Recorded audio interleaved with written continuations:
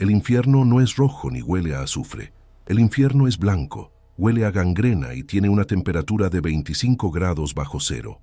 Es el 10 de febrero de 1943, y en los arrabales de Leningrado el amanecer tarda en llegar, como si el sol tuviera miedo de iluminar lo que está a punto de suceder en la tierra.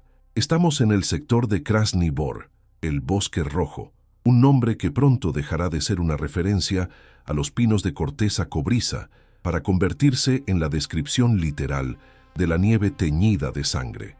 En el lado soviético de la línea del frente, la maquinaria de guerra más grande que la humanidad había visto hasta entonces estaba terminando de engrasar sus engranajes. El Ejército Rojo, revitalizado tras la monumental victoria en Stalingrado apenas una semana antes, se sentía invencible. La moral estaba por las nubes. Habían capturado a un mariscal de campo alemán, habían destruido al 6-punto ejército y ahora Stalin quería más. Quería romper definitivamente el cerco de Leningrado. Para ello, el Stavka, el alto mando soviético, había diseñado la Operación Estrella Polar. El plan era ambicioso, brutal y sobre el papel imparable. Una ofensiva masiva que rompería las líneas del eje, embolsaría a todo el 18º ejército alemán y liberaría el norte de Rusia de una vez por todas.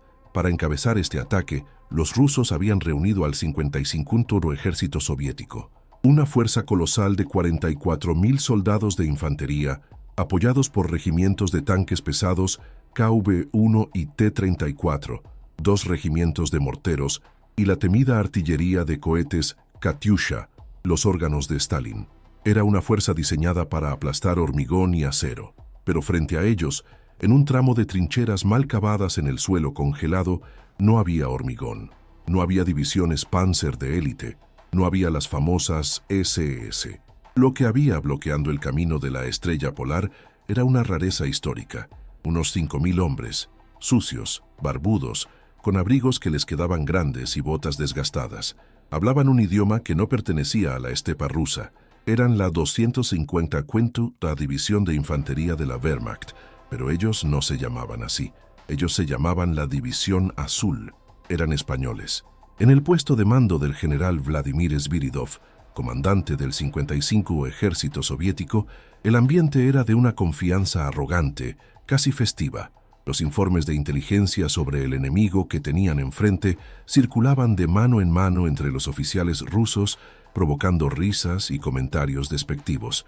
«Miren esto», decía un coronel ruso, señalando hacia las líneas españolas con su mano enguantada.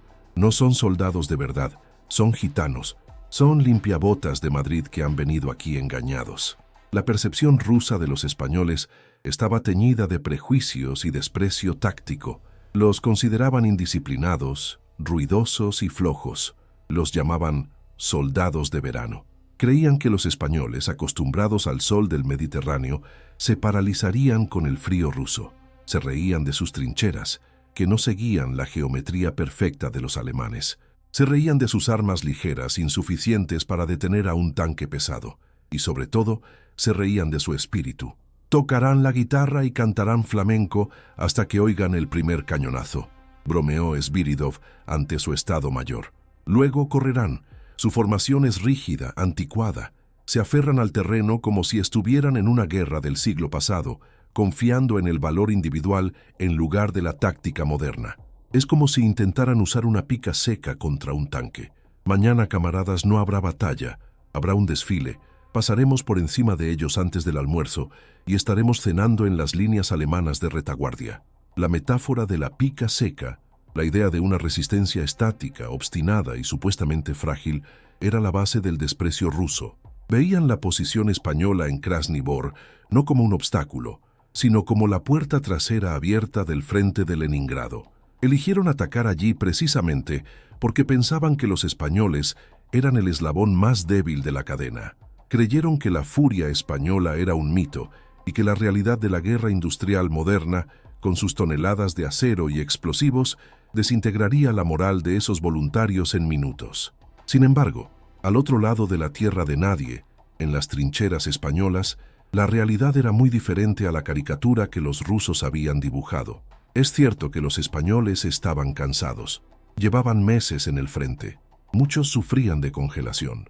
La comida era escasa y la ropa insuficiente para los 25 OC, pero lo que los informes de inteligencia soviéticos no podían medir era el alma de aquellos hombres. El general Emilio Esteban Infantes, comandante de la División Azul, sabía que algo grande se avecina. Los movimientos de tropas al otro lado, el ruido de los motores de los tanques en la noche, la acumulación de suministros, todo indicaba un ataque inminente. Recorría las líneas hablando con sus hombres. Si atacan, les decía, no tenemos a dónde ir. Detrás está el honor de España. Delante solo hay rusos. Entre los soldados rasos, la atmósfera era una mezcla extraña de fatalismo estoico y humor negro. Imaginemos a un grupo de veteranos en un búnker, la noche del 9 de febrero. Hay un sargento, Julián, antiguo legionario, limpiando su ametralladora MG-34 con un cuidado obsesivo. A su lado, un joven recluta de Salamanca, Antonio, intenta calentar una lata de comida sobre una pequeña estufa de alcohol. «Dicen que son muchos, sargento», susurra Antonio, escuchando el rugido lejano de los camiones soviéticos. «Son rusos, chico. Siempre son muchos», responde Julián sin levantar la vista. «Tienen más hombres que balas tenemos nosotros. ¿Y qué haremos si vienen los tanques?» Julián se detiene. Mira al chico a los ojos. «Haremos lo que siempre han hecho los españoles cuando el mundo se les viene encima, clavar los talones. Ellos creen que somos débiles porque no somos alemanes. Creen que nuestras picas están secas y podridas. Mañana verán que la madera española es dura de roer». La pica seca no estaba presente físicamente. No había lanzas de madera en 1943, pero el espíritu de los tercios viejos, esa doctrina de resistir o morir, de formar un cuadro humano que no se rompe ni ante la caballería ni ante los tanques, estaba vivo en cada uno de esos búnkeres helados. Los españoles no confiaban en la tecnología superior porque no la tenían, confiaban en el hombre que tenían al lado, confiaban en la cohesión. La noche transcurrió con una lentitud agónica. Los centinelas españoles, con los párpados congelados, escrutaban la oscuridad blanca, esperando ver el movimiento de la muerte. En el lado ruso se repartía vodka, se leían las proclamas políticas, se preparaban las bayonetas. «Muerte al invasor fascista», decían los comisarios políticos. «Mañana aplastaremos a los mercenarios del sur». La confianza rusa era tal que algunas unidades de segunda línea ya llevaban sus uniformes de gala en las mochilas, preparadas para el desfile de la victoria en Leningrado. A las 6:40 de la mañana del 10 de febrero, el silencio se rompió. Pero no se rompió con un disparo, sino con el fin del mundo. La artillería soviética abrió fuego. No fue un bombardeo de tanteo. Fue una tormenta de acero bíblica. Más de 800 piezas de artillería y morteros, concentradas en un frente de apenas 5 kilómetros, dispararon al unísono sobre las posiciones españolas. El cielo se iluminó como si hubiera amanecido de golpe. El suelo de Krasny Bor, congelado como una roca, comenzó a hervir. Las explosiones levantaban géiseres de tierra, nieve y cuerpos humanos. Los búnkeres de madera saltaban por los aires convertidos en astillas. Las trincheras se derrumbaban, enterrando vivos a sus defensores. El sonido era tan intenso que muchos hombres perdieron el oído permanentemente en los primeros segundos. Era el dios de la guerra soviético hablando con toda su furia. Sviridov, observando desde su puesto de mando, sonrió. «Ahí está», pensó, «la desintegración». Según sus cálculos y la doctrina militar soviética, ningún organismo humano podía sobrevivir a tal densidad de fuego. Calculaba que el 80% de los españoles habrían muerto o estarían incapacitados por el shock en la primera hora. Imaginaba a los supervivientes huyendo despavoridos, tirando las armas, llorando, confirmando su teoría de que la pica seca era un chiste en la guerra moderna. El bombardeo duró 2 horas, 2 horas de martilleo constante, 2 horas en las que la tierra de Krasny Bor fue removida como si un arado gigante hubiera pasado sobre ella. Cuando los cañones callaron, a las 8:45, un silencio sepulcral descendió sobre el campo de batalla. El humo negro y la niebla matinal ocultaban las líneas españolas. No se veía movimiento, no se oían disparos. «Están acabados», declaró un general ruso. «Enviad a la infantería, que limpien los restos y sigan avanzando». 4 divisiones de infantería soviética, la 43, la 45, la 63 y la 71, apoyadas por los tanques pesados del 31 y 260 o regimientos acorazados, comenzaron a avanzar. Era una marea humana y mecánica. Los soldados rusos, vestidos con sus uniformes de invierno blancos, avanzaban confiados, con los fusiles al hombro, charlando, fumando. Esperaban encontrar cadáveres y prisioneros temblorosos. Avanzaban hacia lo que creían que era un cementerio, pero la tumba estaba habitada. Entre los cráteres humeantes, entre los restos destrozados de las trincheras, algo se movió. Un casco de acero alemán con la bandera rojigualda pintada en el lateral emergió de la nieve. Luego otro y otro. Los supervivientes españoles, aturdidos, sangrando por la nariz y los oídos debido a la conmoción, se sacudían la tierra de encima. Julián, el sargento, desenterró su ametralladora MG-34. Estaba hirviendo, pero funcionaba. Miró hacia el frente y vio la marea blanca que se acercaba. Miles de rusos. Tanques gigantescos. No sintió miedo. Sintió una claridad fría y absoluta. Recordó las risas que imaginaba al otro lado. Recordó el desprecio. «Antonio», gritó al recluta, que estaba ovillado en el suelo llorando en silencio. «Arriba, saca la munición. Han venido a la fiesta». El recluta levantó la vista aterrorizado. «¿Estamos vivos?», preguntó. «Por ahora», respondió Julián cargando el arma. «Pero ellos no, mira cómo vienen, creen que estamos muertos, creen que somos fáciles».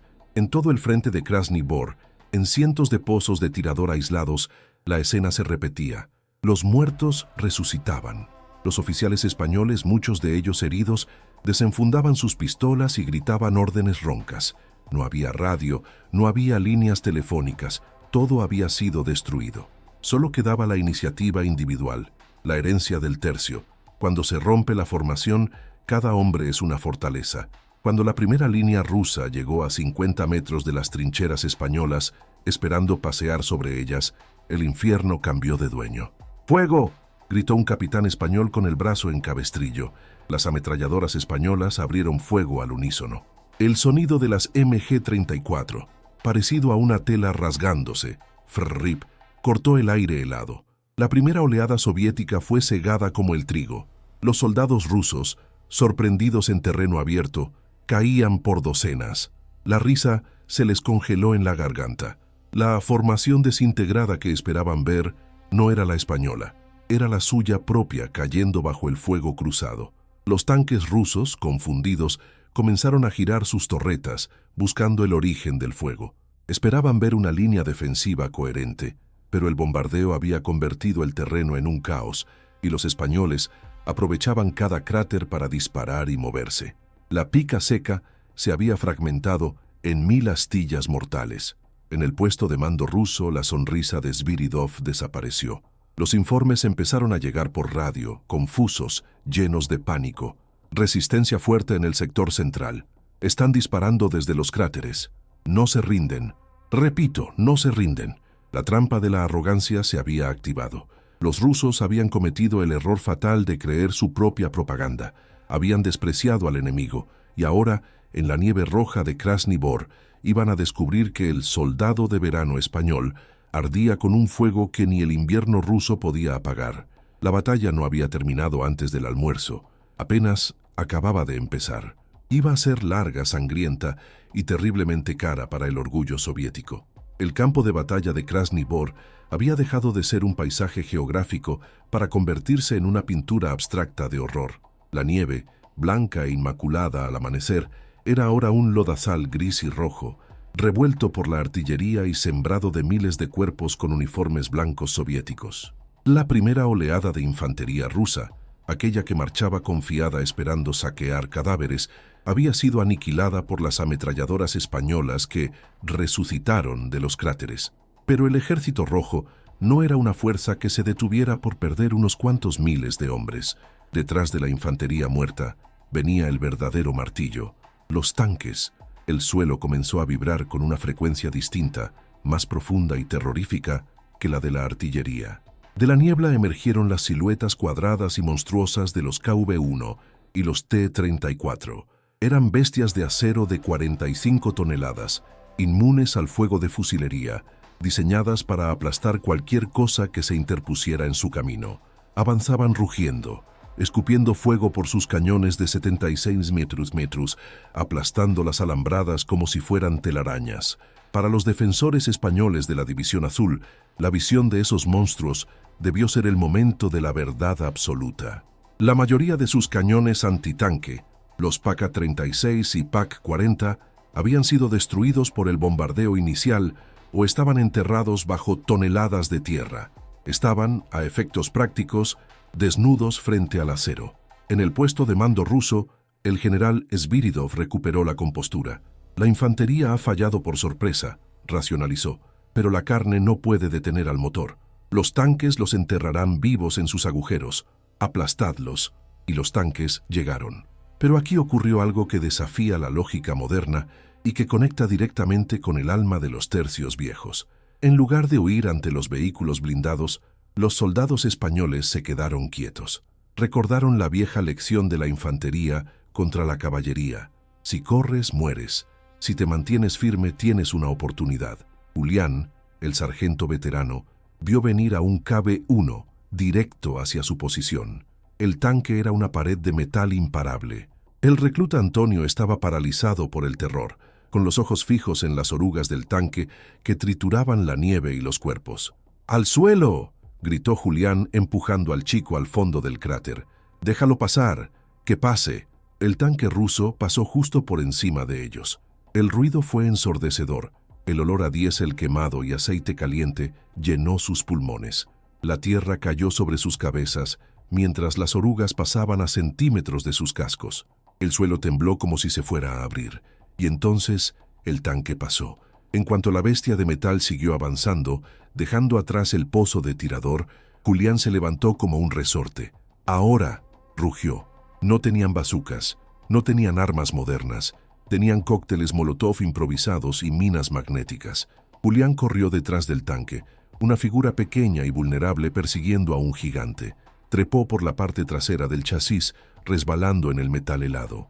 El tanque seguía avanzando, disparando hacia adelante, ajeno al parásito letal que llevaba en la espalda. Julián encendió la mecha de la botella con su cigarrillo y la estrelló contra la rejilla de ventilación del motor. El cristal se rompió. El líquido inflamable se derramó hacia el interior del motor caliente. ¡Wush! Una lengua de fuego naranja envolvió la parte trasera del tanque. El motor se ahogó. El gigante de acero se detuvo, convertido en una pira funeraria. La tripulación rusa intentó salir por la torreta, envuelta en llamas, solo para ser abatida por los fusiles de los compañeros de Julián. Esta escena se repitió decenas de veces a lo largo de la línea del frente. Los españoles, carentes de tecnología, usaban la audacia. Saltaban sobre los tanques en marcha, metían granadas por los cañones o esperaban en silencio en sus agujeros hasta que los tanques pasaban para atacar a la infantería rusa que venía detrás. Esta táctica, conocida como separar a la infantería de los tanques, fue devastadora. Los tanques rusos lograron penetrar en las líneas españolas, sí, pero se encontraron solos, sin su infantería de apoyo, que estaba siendo masacrada por los españoles que se negaban a rendirse. Los tanques eran bestias ciegas y vulnerables en un laberinto de muerte. La batalla se fragmentó. Ya no había una línea del frente. La formación española, que los rusos creían desintegrada, se había transformado en un archipiélago de resistencia. Cientos de erizos defensivos, cada búnker superviviente, cada sótano de una casa en ruinas, cada cráter de bomba, se convirtió en una mini fortaleza defendida por un puñado de españoles que luchaban con la ferocidad de los condenados. La pica seca había mutado. Ya no era un cuadro perfecto en un campo de Flandes, ahora era una resistencia celular. Si rompías una parte, las otras seguían luchando. El sector más crítico fue el defendido por el 266º Regimiento, comandado por el coronel Manuel Sagrado. Estaban situados cerca de la línea del ferrocarril Moscú-Leningrado, el objetivo principal del ataque. Allí, la densidad del asalto soviético fue bíblica. Los rusos atacaban por oleadas humanas.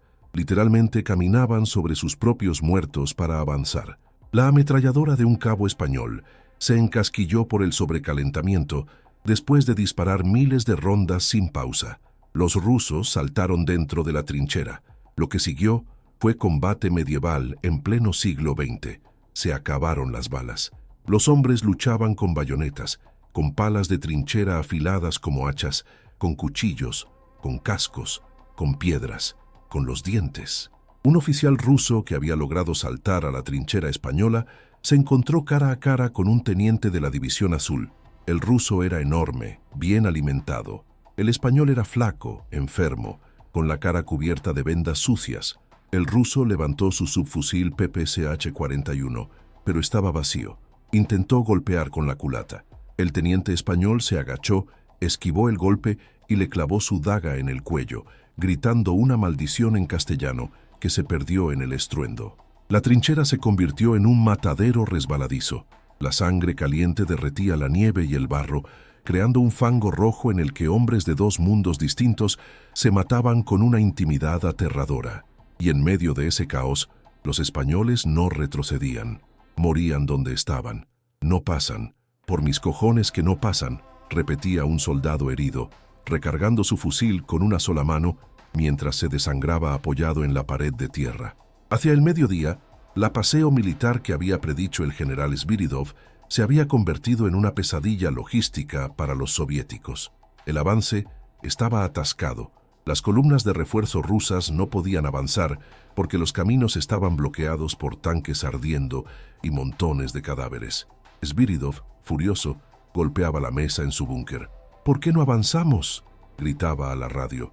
«Son un puñado de fascistas muertos de hambre. Tenéis tanques, tenéis aviones, aplastadlos». La respuesta que llegaba del frente era siempre la misma, teñida de incredulidad y miedo. «Camarada general, no se mueren. Les disparamos, los quemamos, les pasamos por encima y siguen disparando.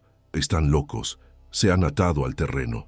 La Luftwaffe alemana y la artillería pesada del Reich intentaron apoyar a los españoles, pero la superioridad aérea soviética era abrumadora. Los Sturmovix, aviones de ataque a tierra rusos, barrían el campo de batalla, ametrallando cualquier cosa que se moviera. Sin embargo, paradójicamente, esto ayudó a los españoles. El combate estaba tan mezclado, tan cuerpo a cuerpo, que los pilotos rusos no podían bombardear las posiciones españolas sin matar a sus propios hombres. La pica seca se había clavado tan profundo en la carne del enemigo que no se podía extirpar quirúrgicamente. En el sector de la estación de tren, la situación era desesperada. El capitán Huidobro mantenía una posición con apenas 50 hombres contra todo un batallón soviético. Estaban rodeados, sin radio, sin medicinas.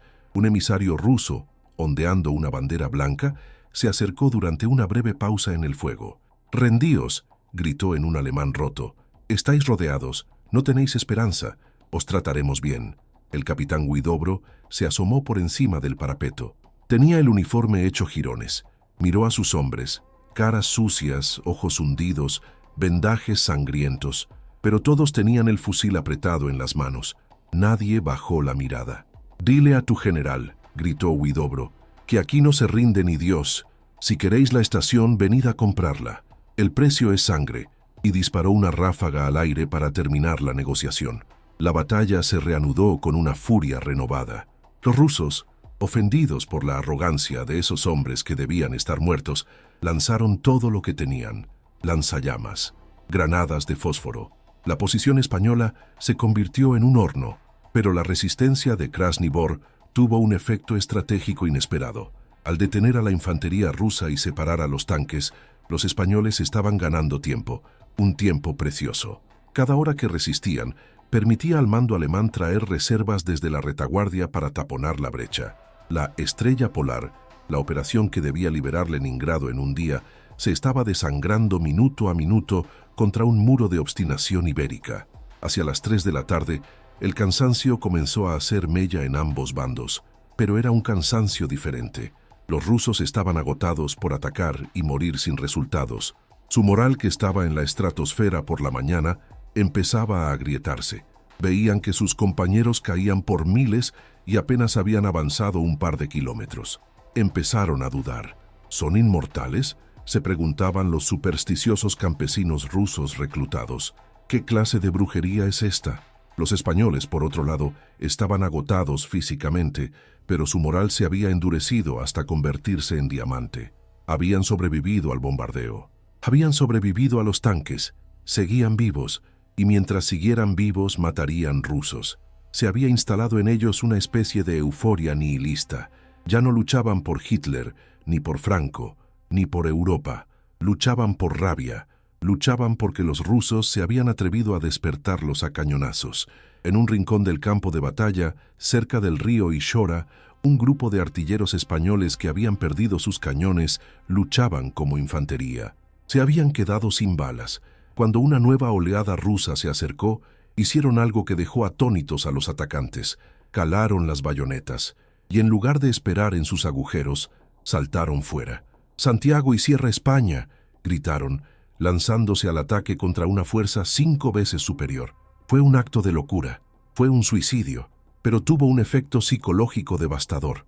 Los soldados rusos, acostumbrados a enemigos que se rendían o huían cuando estaban superados, se detuvieron en seco al ver a esos demonios cubiertos de sangre correr hacia ellos gritando. Por un momento, el inmenso ejército rojo vaciló ante un puñado de locos, y en esa vacilación, los españoles mataron y murieron matando. El sol comenzaba a bajar, tiñendo la nieve de un rojo aún más oscuro.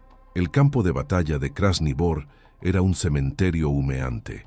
Tanques T-34 ardían como antorchas gigantes. Cuerpos congelados en posturas grotescas cubrían la tierra de nadie. El general Sviridov miraba sus mapas con incredulidad. Sus divisiones de élite estaban destrozadas. Su cronograma estaba roto. La pica seca española, esa formación que él había despreciado como rígida y anticuada, había absorbido el impacto de un mazo de hierro y no se había quebrado. Se había doblado, se había fragmentado, pero seguía allí, pinchando, hiriendo, negando el paso. Pero la noche se acercaba, y con la noche llegaría el frío extremo. Los heridos que quedaran en el campo morirían congelados en cuestión de horas. La munición española estaba prácticamente agotada.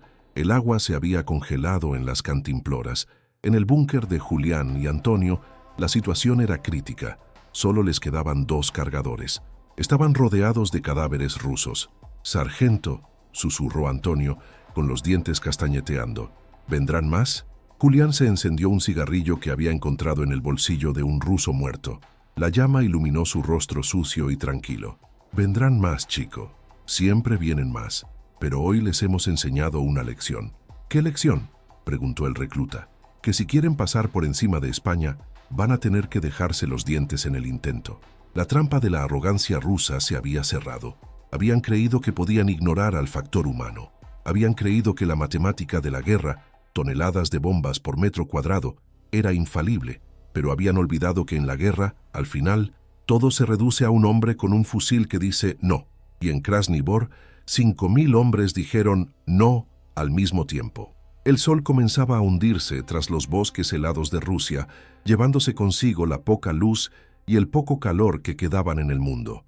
La temperatura, que ya era insoportable, comenzó a caer en picado hacia los 30 grados bajo cero.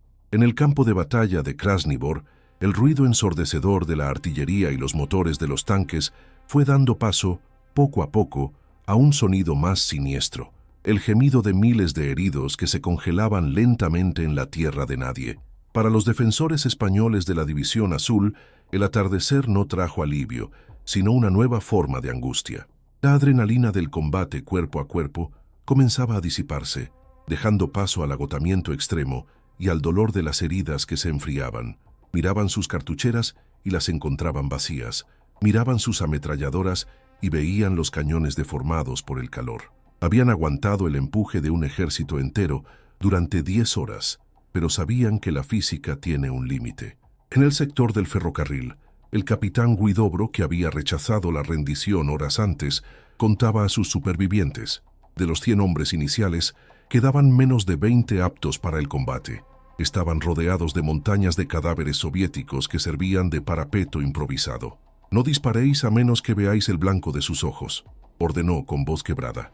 «Cada bala es una vida». Fue entonces cuando la oscuridad comenzaba a tragarse el bosque, cuando se oyó un sonido distinto a sus espaldas. No eran los gritos de «hurra» de los rusos, ni el rugido de los T-34. Era el sonido metálico y ordenado de botas marchando y cadenas de orugas alemanas. Los refuerzos habían llegado. El alto mando alemán, que había dado por perdida la posición española horas antes, había enviado finalmente a la 202 a División de Infantería y a unidades de la Legión de Voluntarios Flandes y Letones para intentar taponar la brecha que creían que se había abierto. Los oficiales alemanes avanzaban con cautela, esperando encontrar el frente roto y a los rusos marchando hacia Leningrado. Esperaban tener que luchar una batalla de encuentro contra una marea soviética victoriosa. Lo que encontraron los dejó sin habla. Cuando los granaderos alemanes llegaron a las líneas de retaguardia españolas, no vieron rusos, vieron un paisaje lunar, arrasado hasta los cimientos, humeante y negro. Y en medio de ese infierno, vieron a los españoles. Un oficial alemán se acercó a un búnker medio derruido, donde un cabo español estaba vendando a un compañero con trozos de camisa sucia. El alemán miró alrededor. Vio 3 tanques rusos destruidos a pocos metros de la posición. Vio cientos de cuerpos con uniforme blanco amontonados frente a la trinchera. ¿Dónde están los rusos?, preguntó el oficial alemán, incrédulo. El cabo español, con la cara negra por el hollín y los ojos brillantes de fiebre, señaló hacia adelante con un cuchillo ensangrentado. «Ahí», dijo, «están todos ahí, muertos, no han pasado». El asombro teutónico fue absoluto. La doctrina militar alemana dictaba que una unidad sometida a tal castigo debía haberse retirado o aniquilado. No concebían que una fuerza de infantería ligera, sin apoyo antitanque adecuado, hubiera detenido en seco a un ejército de choque soviético. Los alemanes, que a menudo miraban a los latinos con cierta superioridad técnica, se quitaron el casco ante lo que vieron en Krasny Bor. «Das ist Wahnsinn», es una locura, murmuraban los soldados de la Wehrmacht mientras tomaban posiciones junto a sus aliados del sur. «Estos tipos están locos». Con la llegada de los refuerzos y la cobertura de la noche, el general Esteban Infantes ordenó una reorganización de la línea. No fue una huida, fue una maniobra táctica, ejecutada con una disciplina fría bajo el fuego. Los españoles se replegaron unos cientos de metros hacia el río Ishora para acortar el frente y unirse a los alemanes. Pero aquí, el espíritu de la pica seca volvió a manifestarse. Un ejército derrotado huye dejando atrás a sus heridos y su equipo. Los tercios nunca dejan atrás a los suyos. En medio de la noche polar se vio una procesión espectral. Los soldados españoles que aún podían caminar cargaban a sus compañeros heridos sobre las espaldas o en trineos improvisados hechos con chapas de metal y esquís rotos. Se negaban a dejar a nadie atrás a merced de la crueldad soviética. Rescataron sus ametralladoras, sus cerrojos de fusil, incluso sus banderas hechas jirones. Julián, el sargento, cargaba al recluta Antonio, que había sido herido en la pierna por metralla. Caminaban sobre la nieve helada, cruzando el río Ishora congelado. «¿Lo ves, chico?», jadeaba Julián. «Nos vamos, pero nos vamos andando, y nos vamos todos». Al otro lado del frente, en el cuartel general del 55 Ejército Soviético, la atmósfera había pasado de la euforia matutina a una depresión profunda. El general Sviridov miraba los informes de bajas con manos temblorosas. Las cifras eran catastróficas. En un solo día de combate, para intentar tomar un pueblo de madera y una estación de tren defendida por soldados de verano, el Ejército Rojo había perdido entre 11.000 y 14.000 hombres. Las cifras varían, pero la carnicería fue innegable. Habían perdido decenas de tanques, habían gastado toneladas de munición, y lo peor no eran las pérdidas. Lo peor era el mapa. Sviridov miró la línea del frente. Apenas se había movido. Habían avanzado unos 3 kilómetros en algunos puntos, sí, pero la ruptura estratégica, el avance hacia Leningrado, el embolsamiento del ejército alemán, nada de eso había ocurrido. La estrella polar se había estrellado. «¿Quiénes son?», preguntó Sviridov a un oficial de inteligencia, su voz llena de frustración amarga. «¿Quiénes son esos demonios?». «La División Azul, camarada general, los españoles». Sviridov tiró el lápiz sobre el mapa. «Malditos sean, nos han robado la victoria. Han convertido nuestra ofensiva en una picadora de carne». La arrogancia rusa de la mañana, aquella risa sobre la formación desintegrada, se había pagado con la sangre de una generación. Habían despreciado la capacidad de resistencia del soldado español, confundiendo la falta de tecnología con falta de valor. Habían olvidado que, en la guerra, la voluntad es el blindaje más duro. A la mañana siguiente, el 11 de febrero, el sol volvió a salir sobre un paisaje que parecía el fin del mundo. Los rusos intentaron renovar el ataque, pero el ímpetu se había roto. Sus unidades estaban mezcladas, desmoralizadas y agotadas. Los alemanes y los españoles, ahora atrincherados en la nueva línea de Lychora, rechazaron los ataques con facilidad. La oportunidad soviética había pasado. La batalla de Krasny Bor había terminado tácticamente, pero su leyenda acababa de nacer. La División Azul había pagado un precio terrible. De los 5.000 hombres que entraron en combate, más de 2.000 habían muerto o estaban heridos. Fue una tasa de bajas del 40% en un solo día. Casi todos los oficiales habían caído, pero habían cumplido su misión. El cerco de Leningrado no se rompió por su sector. El 18º ejército alemán se salvó gracias al sacrificio español. En los días siguientes, la radio de Moscú, que solía anunciar grandes victorias, guardó un silencio sospechoso sobre Krasny Bor. No podían explicar a su pueblo cómo una ofensiva masiva había sido detenida por un puñado de voluntarios extranjeros.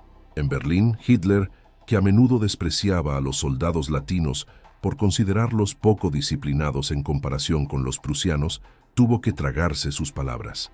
Se le atribuye una frase dicha a sus generales después de leer el informe de la batalla. Los españoles no ceden ni un centímetro de terreno. No se puede imaginar a soldados más valientes. Apenas se protegen, desafían a la muerte. Sé que nuestros hombres están contentos cuando tienen a los españoles de vecinos en el frente. La pica seca había impresionado incluso al señor de la guerra más exigente de Europa. Pero el reconocimiento más valioso no vino de los mariscales ni de los dictadores. Vino de los enemigos. Años después, en las memorias de los veteranos soviéticos que sobrevivieron a ese día, se hablaba de los demonios azules con un terror reverencial. Hablaban de hombres que saltaban sobre los tanques con botellas, de hombres que cantaban mientras disparaban, de hombres que no sabían cuándo estaban vencidos. El campo de batalla de Krasny Bor quedó sembrado de cadáveres que no pudieron ser enterrados hasta la primavera, cuando la nieve se derritió. Fue un monumento macabro a la obstinación. Julián y Antonio, recuperándose en un hospital de campaña en Riga semanas después, leían las cartas de casa. «¿Qué les vas a contar?», preguntó Julián al chico, que ahora tenía una medalla en el pecho y una cojera permanente. Antonio miró por la ventana hacia la nieve que caía suavemente. «Les contaré que pasamos frío», dijo sonriendo tristemente, «y les contaré que los rusos se rieron de nosotros». «¿Y qué más?», insistió Julián. «Y que dejaron de reírse muy rápido. La batalla de Krasny Bor fue la última gran gesta de la infantería española clásica en una guerra internacional a gran escala. Fue el eco final de los tercios de Flandes resonando en la estepa rusa. Demostró que aunque los siglos pasen y las armas cambien, de la pica al fusil Mauser, del arcabuz a la ametralladora, hay algo en el ADN militar español que permanece inalterable: la capacidad de convertir una posición defensiva precaria en una tumba para el enemigo arrogante. Los rusos buscaron desintegrar una formación, pero descubrieron que no se puede desintegrar lo que está unido por el espíritu.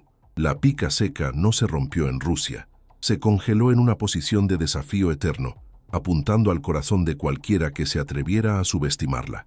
Cuando la primavera finalmente llegó a las llanuras de Rusia meses después, derritiendo el manto de nieve que había cubierto la masacre, la tierra de Krasny Bor reveló el verdadero costo de la arrogancia. Los agricultores locales y los equipos de recuperación se encontraron con un paisaje que desafiaba toda descripción. El suelo estaba literalmente pavimentado con metal y hueso, cascos soviéticos perforados, restos de tanques oxidados y por todas partes los cuerpos preservados por el hielo de aquellos que habían luchado por cada metro de ese bosque maldito. Para los historiadores militares que analizaron la batalla años después, Krasny Bor se convirtió en un caso de estudio fascinante. ¿Cómo fue posible? ¿Cómo pudo una sola división de infantería ligera, sin apenas apoyo aéreo o blindado, detener en seco a un ejército de choque soviético diseñado para romper frentes mucho más duros? La respuesta técnica reside en el error fundamental que cometió el general Sviridov y que conecta directamente con nuestro título: el desprecio. Al creer que la formación española se desintegraría con el primer golpe, los rusos lanzaron sus tanques hacia adelante, sin asegurar la limpieza de las trincheras. Despreciaron la capacidad del soldado individual español para mantener su posición aislado. Creyeron que la pica seca era un muro rígido que se podía derribar de un empujón, cuando en realidad era una red flexible y letal. Pero la respuesta real, la que conocen los que estuvieron allí, es más espiritual. Los supervivientes de la División Azul regresaron a España en los meses y años siguientes. Volvieron a un país que estaba cambiando, a un mundo que pronto intentaría olvidar su participación en la guerra. Muchos de ellos llevaron las cicatrices de la congelación y la metralla hasta la tumba, pero todos, sin excepción, llevaron consigo el orgullo silencioso de haber mirado al gigante a los ojos y no haber parpadeado. Julián, nuestro sargento veterano, volvió a su vida civil. Quizás abrió un pequeño taller o volvió al campo, pero cada 10 de febrero sin falta sentía el frío en sus huesos. Se reunía con otros viejos camaradas en tabernas de Madrid o Barcelona. No hablaban de política, no hablaban de ideologías, hablaban de Antonio, del capitán Huidobro, de los que se quedaron en el Ixora. Se reían de nosotros, recordaba Julián con una media sonrisa, levantando una copa de vino. Nos llamaban gitanos, nos llamaban músicos, y les tocamos la mejor canción de sus vidas, respondía otro veterano, golpeando la mesa, la danza de la muerte. La batalla de Krasni Bor fue, en esencia, el último gran capítulo de una tradición militar que comenzó en Ceriñola y Bicoca. Es el mismo ADN. En 1525, en Pavía, los arcabuceros españoles derrotaron a la caballería francesa porque se negaron a huir ante la carga. En 1585, en Empel, los soldados de los tercios prefirieron morir de frío y hambre antes que rendirse a los barcos holandeses, hasta que el agua se congeló. En 1943, en Krasni Bor, los voluntarios de la División Azul usaron botellas de gasolina contra tanques pesados porque no tenían otra cosa, excepto su orgullo. La pica seca no es un arma de madera, es una mentalidad, es la creencia absoluta de que la tecnología, el número y la riqueza no son suficientes para derrotar a un hombre que ha decidido que ese pedazo de tierra donde pisa es sagrado. Los soviéticos aprendieron esa lección de la forma más dura posible. La Operación Estrella Polar fracasó estrepitosamente. El frente de Leningrado se estabilizó y el asedio continuó durante otro año terrible. Los 5.000 españoles de Krasni Bor habían comprado con su sangre un tiempo precioso que salvó a todo un ejército alemán de ser embolsado. Irónicamente, el desprecio inicial de los rusos se transformó en un respeto legendario. En los informes del NKVD y en los interrogatorios de prisioneros alemanes posteriores, los oficiales rusos preguntaban a menudo, ¿están los españoles en este sector? Si la respuesta era sí, el plan de ataque se modificaba. Preferían atacar a las unidades alemanas regulares o a las rumanas antes que enfrentarse de nuevo a los Diablos Azules en combate cerrado. Habían aprendido que la pica seca pincha y que la herida se infecta. Hoy en el cementerio de Pankovka y en otros lugares de Rusia descansan los restos de aquellos que no volvieron. Son embajadores silenciosos de una forma de entender la vida y la muerte que ya casi no existe en nuestro mundo moderno y cómodo. Vivimos en una época donde se nos enseña a evitar el conflicto, a buscar la seguridad por encima de todo, a depender de la tecnología para resolver nuestros problemas. La historia de Krasni Bor nos golpea como un martillo porque nos recuerda que a veces la única opción digna es plantar los pies en el barro, sacar el cuchillo y decir, no.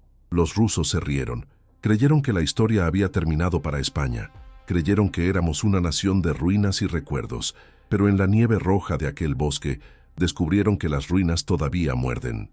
Descubrieron que la formación no se desintegró, se sublimó, se convirtió en leyenda. Cuando veas a un anciano caminando por un parque en España, piensa que quizás, solo quizás, ese hombre vio arder los tanques KB-1. Piensa que en sus ojos cansados se guarda el reflejo de un infierno blanco donde el honor pesaba más que el miedo. La pica seca descansa ahora en los museos. Los fusiles Mauser están oxidados, pero el espíritu es eterno. Mientras haya alguien dispuesto a defender lo suyo contra probabilidades imposibles, mientras haya alguien que se niegue a agachar la cabeza ante la arrogancia del poderoso, los tercios seguirán vivos. Hemos recorrido juntos el infierno de Krasny Bor. Hemos visto cómo la risa se convirtió en llanto. Hemos visto cómo David, armado con un cóctel Molotov, detuvo al Goliat de acero. Si esta historia te ha hecho sentir algo más que simple curiosidad, si has sentido el frío del Ishora y el calor de la batalla, entonces este canal es tu casa. No dejes que el olvido sea el vencedor final de esta guerra. Los hombres de Krasny Bor lucharon para no ser olvidados. Dale a me gusta como un saludo a los caídos, suscríbete al archivo bélico y activa la campana, porque nuestra misión es mantener viva la llama de la historia real, sin filtros y sin perdón. Comparte este video. Cuéntale al mundo que hubo un día en que Rusia tembló ante España, por los caídos en la estepa, por los que volvieron, por la historia que corre por nuestras venas. Santiago y cierra España.